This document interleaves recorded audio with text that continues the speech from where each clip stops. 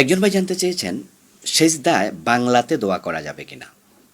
জি ভাই, দোয়া করতে রাসূলুল্লাহ বলেছেন ফাকসিরুদ দোয়া, কিন্তু প্রিয় নবী সাল্লাল্লাহু আলাইহি সাল্লাম বলেননি যে ফাকসিরুদ দোয়া বিল লুগাতিল আরাবিয়্যা, যে তোমরা আরবি ভাষায় দোয়া করতে হবে। কিন্তু কিছু ভাই বিষয়টাকে হার্ড করে ফেলেন, শক্ত বানিয়ে ফেলেন, বলে দোয়া সেজদায় যদি করেন আরবিতে করতে হবে। আরে ভাই, আল্লাহ কি বাংলা বুঝবেন না? ভাষা তো আল্লাহই শিখিয়েছেন। হ্যাঁ, আমরা জানতাম না কিছুই, আমাদেরকে আল্লাহ শিখিয়েছেন। সব ভাষা আল্লাহ জানেন।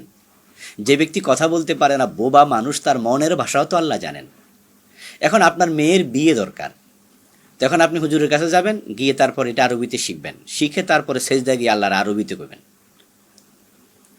আপনি অসুস্থ, আপনার রোগের চিকিৎসা দরকার, তা আপনি আলেমের কাছে যাবেন যে হুজুর বাংলাটা একটু অনুবাদ করে দেন, যে আমি অসুস্থ, আল্লাহ আমার সুস্থ করে দাও। তারপর হুজুর এবার এটার আরবিতে বাংলারে বানায় দেবে, তারপর আপনি আরবি মুখস্থ করে সেজদায় বলতে হবে। এটা ঠিক নয়।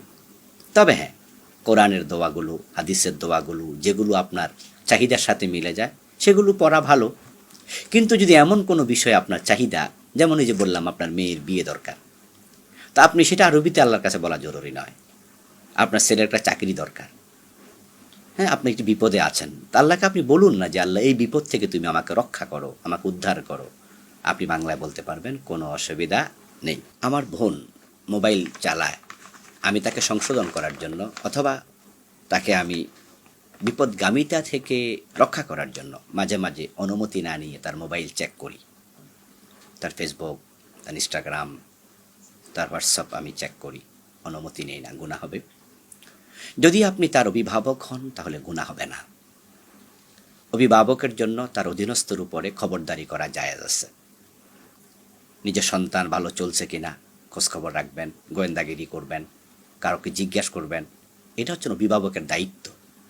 রাষ্ট্র যেমন গোয়েন্দা রাখে, কারণ রাষ্ট্রের অভিভাবক রাষ্ট্রপ্রধান, তখন তারা গোয়েন্দাদেরকে দিয়ে বিভিন্ন জনের খবর নেয়।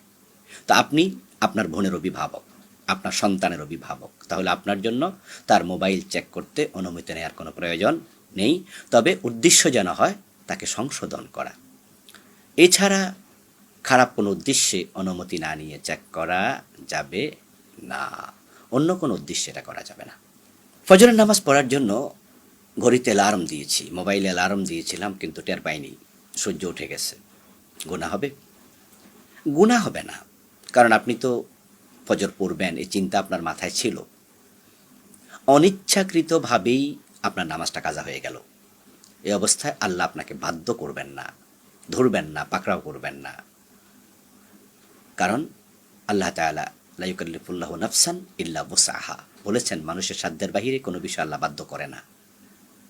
তবে রাসূলুল্লাহ সাল্লাল্লাহু আলাইহি ওয়াসাল্লাম এক ব্যক্তি বলেছিল, হুজুর আমি তো ফজরের নামাজ পড়তে পারিনি, আমার ঘুম ছিল। ঘুমে আমি এতটাই বেশি গিয়েছিলাম যে আমি টেরই পাইনি। প্রিয় নবী সাল্লাল্লাহু আলাইহি ওয়াসাল্লাম তখন বললেন যে বালা শাইতানু ফি উযুনি, তোমার কানের মাঝে শয়তান প্রস্রাব করে দিয়েছে, তো তুমি আজান শুনবে কিভাবে? তাহলে বিশ্বনবী নিন্দা করলেন। তাই এটা যেন নিয়মিত অভ্যাসে পরিণত না হয়। ফজরের নামাজ কাজা হয়ে যাক, এটা কোনোভাবে কাম্য নয়। পাশের কাউকে বলে রাখবেন, হ্যাঁ, কেউ যেন আপনাকে জাগিয়ে দেয়, বাসার লোকদেরকে জানিয়ে রাখবেন, নিজে অ্যালার্ট থাকবেন, ইনশাআল্লাহ ঠিক হয়ে যাবে।